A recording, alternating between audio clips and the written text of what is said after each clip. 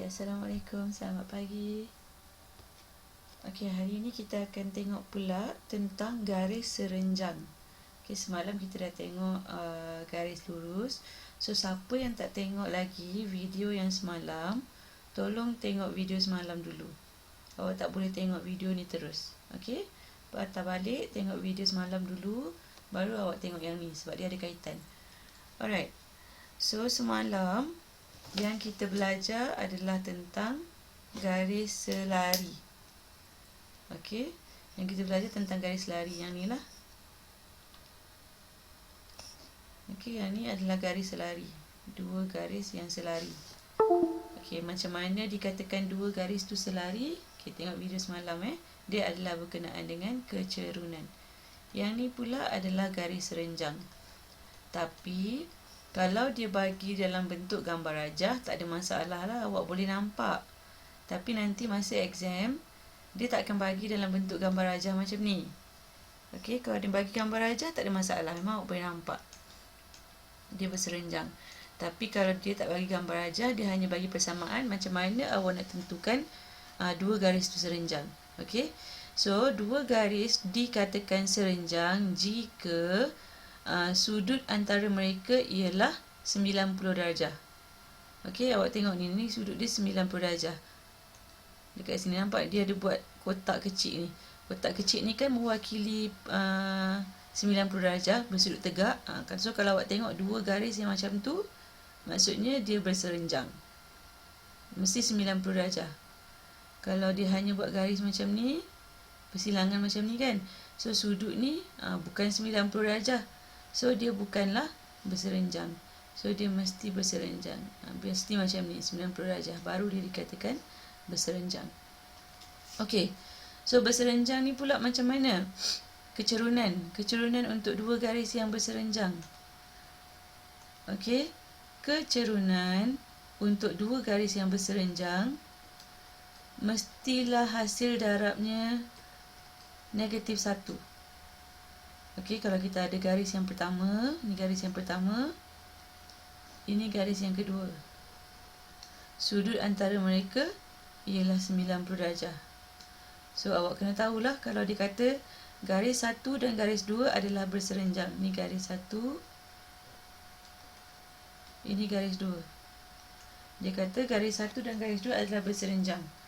Okey, so awak kena tahulah hasil darab dua-dua kecerunan ni mesti negatif 1. Hasil darab dia. Okey, kan kita ada Y sama dengan MX tambah C kan. Kecerunan dia ni, M ni. Hasil darab M, ni dia ada M dia. Yang ni dia ada M dia. Hasil darab dua-dua, negatif 1. Hasil darab dua-dua ni mesti negatif 1. Okey. Kita tengok satu contoh soalan dalam buku awak. Dalam modul muka surat 137. Tolong buka muka surat 137. Kita buat sama-sama Okey, latihan 4. Persamaan garis lurus adalah, okey, ni persamaan pertama yang dibagi Saya tulis satu lah. X per Y.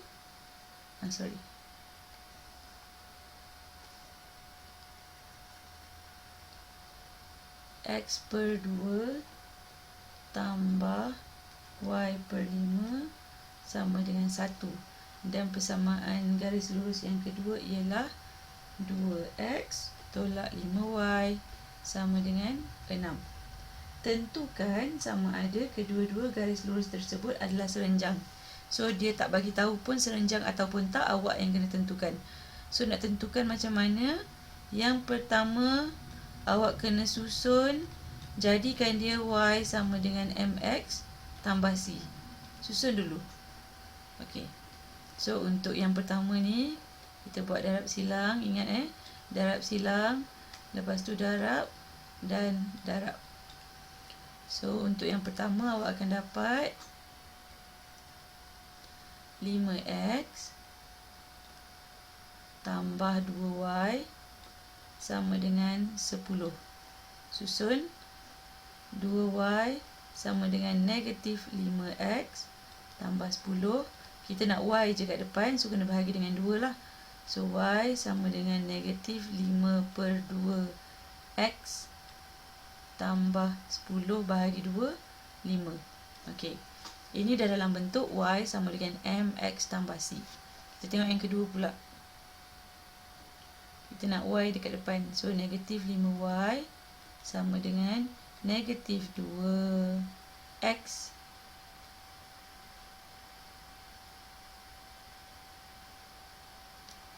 tambah 6.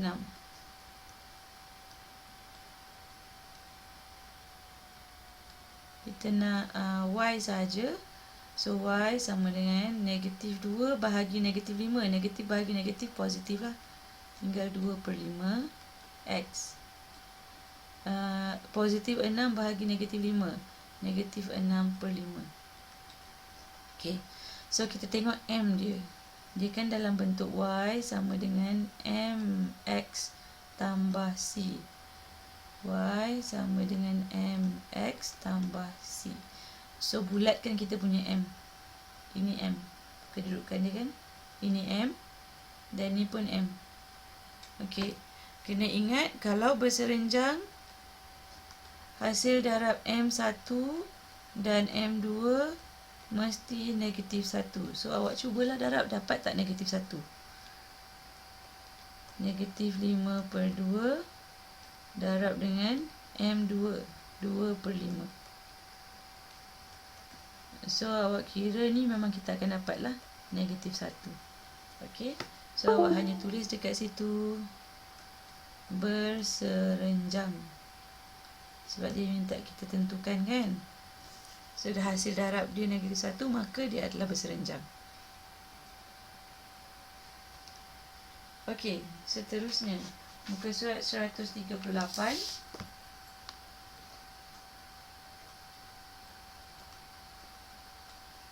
Okey, kita tengok soalan nombor 3.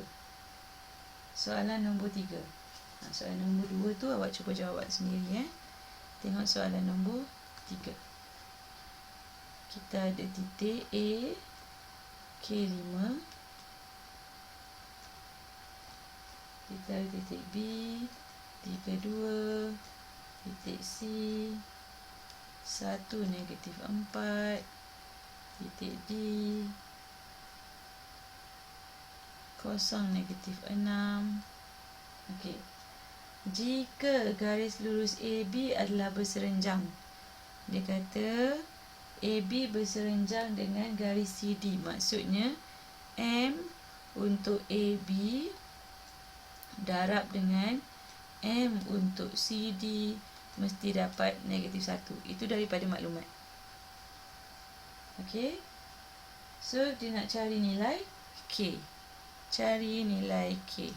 So awak carilah dulu kecerunan untuk dua-dua ni. Awak cari dulu kecerunan untuk AB. Cari satu-satu. Okay, nak cari kecerunan macam mana? Awak tolong labelkan dulu A dengan B. X1, Y1, X2, Y2. Nak cari kecerunan M sama dengan Y2 tolak Y1. 2 tolak 5 per X2 tolak X1, 3 tolak K. Kita permudahkan, ini ialah negatif 3 per 3 tolak K. Okay, kita cari pula kecerunan untuk CD. Cari pula kecerunan untuk CD. Labelkan CD pula. X1, Y1, X2, Y2. So Y2 tolak Y1 negatif 6 tambah 4. Sebab dia tolak-tolak tolak negatif. X ialah 0 tolak 1. Negatif 6 tambah 4 ialah negatif 2. 0 tolak 1 ialah negatif 1. So permudahkan lagi. Negatif 2 bahagi negatif 1, 2. Okey. So kita tahu, kita dah tulis yang ni awal-awal tadi. So kita gunakan baliklah. Kecurunan untuk AB. Negatif 3/3 tolak K. Darab dengan kecurunan untuk CD, iaitu 2. Mesti dapat negatif 1. Sebab dalam maklumat kata dia adalah berserenjang. Okey, so kita selesaikan yang ni lah. Selesaikan yang ni, awak akan dapat negatif 3 darab 2 ialah negatif 6. So negatif 6/3 tolak K sama dengan negatif 1. Semua ni kita darab bawah ni atas lah.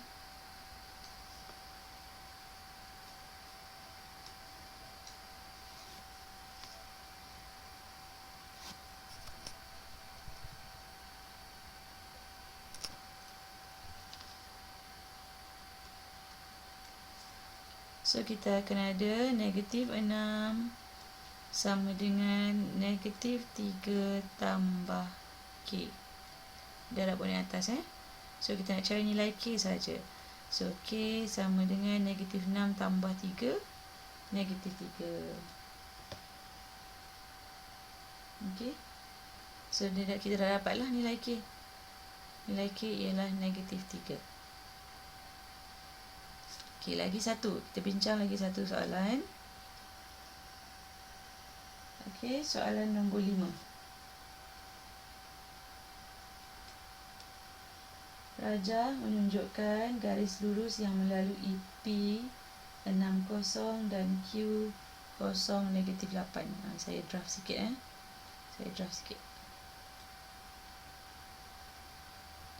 Macam ni lah, lebih kurang. Ni ada P 60 dan Q 0 negatif 8. Tulis persamaan PQ. Dia nak kita tulis persamaan PQ dalam bentuk X per A, dalam bentuk X per A tambah Y per B sama dengan 1. Okey, kalau dibagi macam ni, apa yang berada di bawah? Kalau dibagi macam ni X per A tambah Y per B sama dengan 1. Kalau sama dengan 1 dekat belakang ni, awak kena ingat yang bawah X ni ialah pintasan X. Yang di bawah Y ni ialah pintasan Y. Ingat hanya jika dekat sini ialah 1. Kalau dekat belakang ni ialah 1, bawah X ni ialah pintasan X, bawah Y ni ialah pintasan Y. Okey. Bawah X ni ialah pintasan X. Inilah pintasan X. Tempat dia potong paksi X. Ini kita punya pintasan X. Okey, so dia ialah X per 6 tambah Y per B. B ialah pintasan Y. Ini tempat pintasan Y. Ini tempat pintasan Y. Negatif 8 ni. Y per negatif 8 sama dengan 1. Siaplah. Ini kita panggil sebagai bentuk pintasan. Persamaan garis lurus dalam bentuk pintasan. Okey. So inilah bentuk pintasan. Bawah X ialah pintasan X, bawah Y ialah pintasan Y. Hanya jika dekat belakang ni 1. Siaplah untuk soalan A. Okey, untuk soalan B pula. Cari persamaan pembahagi 2. Pembahagi 2. Maksudnya, dia kata pembahagi 2 sama serenjang. Maksudnya, akan ada satu garis lurus yang lalu dekat titik tengah. Lalu dekat titik tengah. Kenapa dia lalu dekat titik tengah? Sebab dia dah kata pembahagi 2, bahagi 2. Dia mesti center lah. Akan ada satu garis lurus dekat sini yang berserenjang. Lalu dekat titik tengah. Mesti ada titik tengah kat sini. So titik tengah tu kita tak tahu titik tengah tu berapa, apa. Kita letaklah dulu. Saya letak satu huruf dekat sini saya letakkan R. R ialah titik tengah. Okey. Titik tengah kita tak tahu. Saya letak sebagai XY. Mesti cari dulu titik tengah tu. Okey. So kita cari dulu titik tengah. titik tengah ialah, macam mana cari titik tengah? Tambah 22 bahagi 2. Kita labelkan dulu. Sini X1, Y1, P ni ialah X2, Y2. Okey. Tambah bahagi 2. Ambil X1 iaitu 0. Tambah X2 iaitu 6 bahagi 2. Ini baru untuk X. Koma. Tambah dia punya Y pula. Negatif 8 tambah 0 bahagi 2. Sebab dia titik tengah kan. Kalau tengah, center bahagi 2 lah. Okey. So sini 6 bahagi 2. Sini kita ada 3. Negatif 8 bahagi 2. Kita ada negatif 4. Ini ialah titik tengah. Titik tengah. Okey. So sekarang kita nak cari pula kecerunan. Kecerunan. Okey. Cari dulu kecerunan bagi PQ. Kecerunan bagi PQ. Y2 tolak Y1 per X2 tolak X1. So 0 tolak negatif 8. Jadi tambah. Bahagi X2 6 tolak 0. So sini awak akan dapat 8 bahagi 6. 8 per 6 lah. Ataupun kita permudahkan, kita akan dapat 4 per 3. Ini kecerunan bagi PQ. Kecerunan bagi garis yang berserenjang ni, yang warna biru. Kecerunan bagi garis warna biru ni kita belum tahu. Okey, hasil darab dia MPQ darab dengan kecerunan R tadi tu, garisan yang R tadi tu, mesti dapat negatif 1. Okey, mesti dapat negatif 1 sebab dia adalah berserenjang. Okey, so kecerunan bagi PQ ialah 4 per 3. Darab dengan M untuk R kita tak tahu. Saya tulis macam ni je, M untuk R. Saya tulis X lah, sebab kita tahu kan. Kita belum tahu, saya tulis X. Hasil darab 2 ni ialah negatif 1. Okey, so kita akan dapat 4X sama dengan negatif 3. X sama dengan negatif 3 per 4. Inilah kita punya persamaan kecerunan untuk garisan yang baru tu. Okey, so kita nak tulis persamaan garis lurus macam mana? Persamaan garis lurus kita ialah Y sama dengan MX tambah C. Ambillah mana-mana titik. Saya ambil titik yang ke atas 60 tu. Titik P. Okey, ganti nilai apa yang ada. Ini ialah kecerunan tadi. Jangan keliru ini ialah kecerunan. Saya dah terguna X. So tak apa, tak ada masalah. Tapi nanti awak ganti tempat kecerunan lah ni. Okey, Y. Sini XY. Okey, Y ialah 0. M ialah kecerunan. Kecerunan kita dah dapat tadi. Negatif 3 per 4. X ialah 6 tambah C. Okey, so awak akan dapat, awak kira lah ni, awak pindahkan nanti. Awak kira awak akan dapat C dia ialah negatif 7 per 4. Okey, so kita dah ada M, kita dah ada C. Kita boleh tulis lah Y sama dengan MX negatif 3 per 4 X tambah C ataupun negatif 7 per 4. Ini ialah persamaan garis lurus. Okey, so awak tolong lengkapkan yang mana awak boleh. Untuk latihan 4 tu tak tahu, tolong tanya Tak tahu, tolong tanya. Sebab next kelas, kalau awak tak tanya, next kelas kita dah terus bincang yang lain pula. Okey, terima kasih.